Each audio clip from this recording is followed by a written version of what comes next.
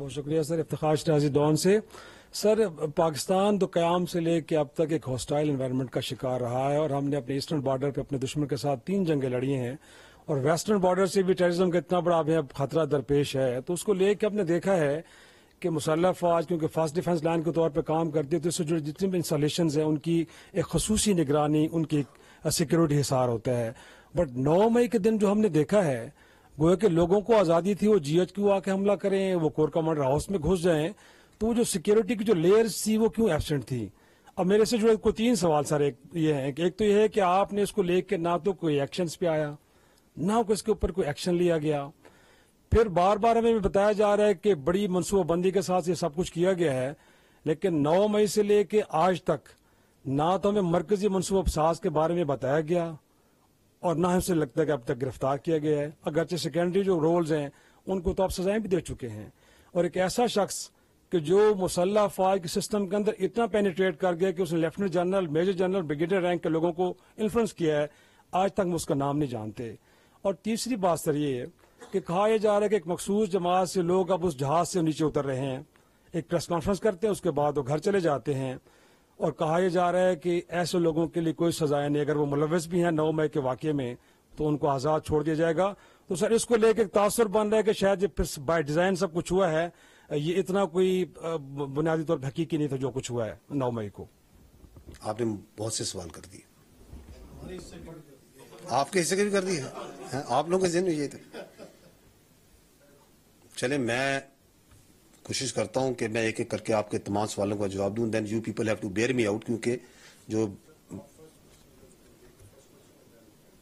And what was the, آپ اگر اس میں سے ایک سوال جو آپ چاہتے ہیں, کیونکہ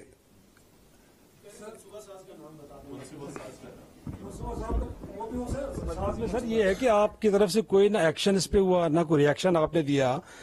لوگوں کو ایک فری واک ملی ہے اس دن, وہ گئے ہیں, سب کچھ کرتے رہے ہیں, لیکن جو مسلح فوج کی جانب سے سیکورٹی کے یہ جو دوسرا پارٹ ہے نا, دس از کنسرننگ یو مور, تو میں پہلے اس کو ایڈریس کر لیتا ہوں کہ جی کہ یہ کیسے لوگ پہنچ گئے, کیسے جلاؤ گھراؤ ہو گیا اور سب کچھ ہو گیا. آپ نے کہا کہ سیکورٹی ہوتی ہے, انسٹالیشن ہوتی ہے. دیکھیں 9 مئی کا جو واقعہ ہے وہ ایک آئسولیشن میں نہیں ہوا, اچانک نہیں ہوا. جب ہم یہ کہتے ہیں اس کی منصوبہ بندی تھی, اس کے پیچھے ایک سوچ تھی, ایک مقصد تھا, تو اسے ویکیوم میں نہیں آپ دیکھ سکتے. 9 مئی کے واقعے کا مقصد یہ تھا کہ فوجی تنصیبات کے اوپر لوگوں کو بھیجا جائے, حملہ کرایا جائے, اور فوج کو اشتعال دلا کر فوج سے رد عمل لیا جائے, فوری رد عمل لیا جائے. کیونکہ اس سے پہلے ایک کئی مہینوں سے لوگوں کی ذہن سازی کی جا رہی تھی, فوجی قیادت کے خلاف, فوج کے خلاف, ان کو بھڑکایا جا رہا تھا, اس کے خلاف ان میں نفرت ڈالی جا رہی تھی. تو جب وہ فوری رد عمل آنا تھا تو اس سے جو اپنے مضموم سیاسی مقاصد تھے اس کو انہوں نے مزید آگے لے کے چلنا تھا. تو یہ simply putting that was the objective of 9 مئی. اور اس کو کرنے کے لیے انہوں نے کچھ جگہوں پر خواتین کو بھی منصوبہ بندی کے تحت ڈھال کے طور پہ آگے رکھا. اور یہ کوئی بھی توقع نہیں کرتا تھا, کوئی توقع نہیں کرتا تھا کہ ایک سیاسی پارٹی اپنے ہی ملک میں اپنی ہی فوج پہ حملہ آور ہو جائے گی. لیکن جب یہ واقعہ ہوا تو فوج نے اس گھنونی سازش کو ناکام بنایا. اگر وہ فوری رد عمل, وہ جو جس طرح کا رد عمل وہ چاہتے تھے دیا جاتا, پھر تو ان کی سازش کامیاب ہو جاتی. اس کو ناکام بنایا. تاہم یہ ضروری تھا کہ جو گیرزنز ہیں, جو فوجی تنصیبات ہیں, GHQ, جناح ہاؤس وغیرہ, ان کے جو تقدس کی, سیکیورٹی کی جہاں پہ کوئی کمی ہوئی ہے یا اس کو برقرار نہیں رکھ سکے, اس میں اگر کوئی غیر ارادی کوتاہی یا غفلت ہوئی ہے تو اس کا تعین کیا جائے.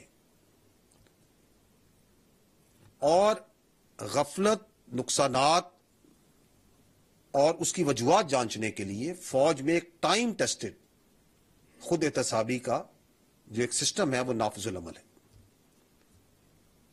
جس کے تحت جیسے میں نے آپ کو پہلے عرض کی کہ امیڈیٹلی آفٹر 9 میں 2 ادارہ جاتی انکوائریز میجر جنرل عہدے کے افسران کے نیچے قائم کی گئیں، جنہوں نے تمام شواہد کو بڑی ڈیٹیل میں دیکھا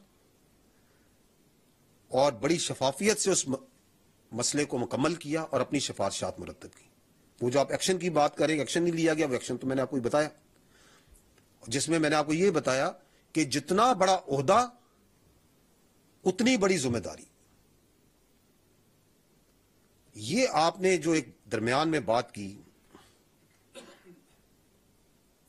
کوئی آپ نے بات کی جھکاؤ کی طرف بات کی، I would like to put this to rest because this is part of that fake propaganda. کیونکہ حقیقت نہیں جھٹلائی جا سکتی۔ حقیقت کیا ہے؟ حقیقت یہ ہے کہ اس پاک فوج کا ہر افسر اور ہر جوان، چاہے وہ کسی بھی علاقے کا ہو، کوئی زبان بولتا ہو، کسی فرقے کسی مذہب سے تعلق رکھتا ہو، اس کی کوئی بھی سیاسی وابستگی ہو، اس کی اولین اور آخری ترجیح ریاست پاکستان اور افواج پاکستان ہیں۔ His first and last priority is state of Pakistan and the armed forces of Pakistan, period. اس میں کسی کو کوئی ابہام نہیں ہونا چاہیے، اور یہی وہ جذبہ ہے جس کی وجہ سے ہمارا جوان اپنی جان کا نذرانہ آئے روز آپ کی سلامتی اور امن کے لیے دیتا ہے۔ ہاں البتہ جھوٹ پر مبنی کوئی بھی بیانیہ بنا کر عوام کی آنکھوں میں دھول ڈالی جا سکتی ہے۔ تاہم 9 مئی کے واقعے کے بعد ہمیں یہ دیکھ کر اطمینان ہونا چاہیے کہ لوگ اس جھوٹے بیانیے کو پہچان رہے ہیں، وہ جانچ رہے ہیں کہ کیا سچ ہے اور کیا جھوٹ ہے۔